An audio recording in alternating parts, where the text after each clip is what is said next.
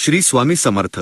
जीवनातील एक नवे पर्व. अज्ञानाचा नाश आणि ज्ञानप्राप्ती. जीवनातील सर्वात मोठे दुःख किंवा अडथळा कोणता असेल तर तो आहे अज्ञान. अज्ञान म्हणजे फक्त शिक्षणाचा अभाव नव्हे, तर सत्य, असत्य आणि योग्य, अयोग्य यातील फरक न कळणे. श्री स्वामी समर्थ हे साक्षात ज्ञानसूर्य आहेत. त्यांचे उपदेश आपल्या जीवनातील अंधकार दूर करून आपल्याला सत्य आणि ज्ञानाच्या मार्गावर घेऊन जातात. स्वामींच्या कृपेने जीवनात सुरू झालेले नवे पर्व हे तुमच्या अज्ञानाचा नाश करून खरे ज्ञान मिळवण्याचे पर्व आहे. स्वामी नेहमी सांगतात, अज्ञानात राहू नकोस.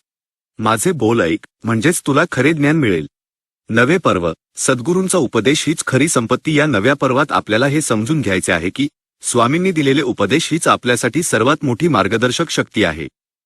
ज्ञान हेच सामर्थ्य. जगातील सर्व संपत्ती क्षणभंगूर आहे, पण सद्गुरूंकडून मिळालेले ज्ञान हे तुमच्यासोबत नेहमी राहते आणि कठीण काळात तुम्हाला योग्य निर्णय घेण्यास मदत करते.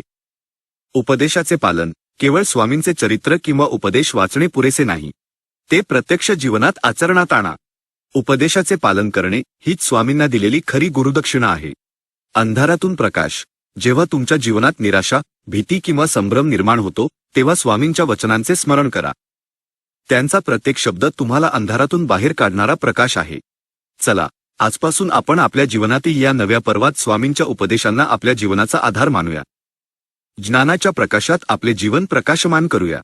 हेच आपल्या जीवनातील वैचारिक आणि उज्ज्वल नवे पर्व आहे. श्री स्वामी समर्थ महाराज. तुमच्या कृपेने माझ्या जीवनातील अज्ञानाचा अंधार दूर होऊन ज्ञानाचा प्रकाश पसरो.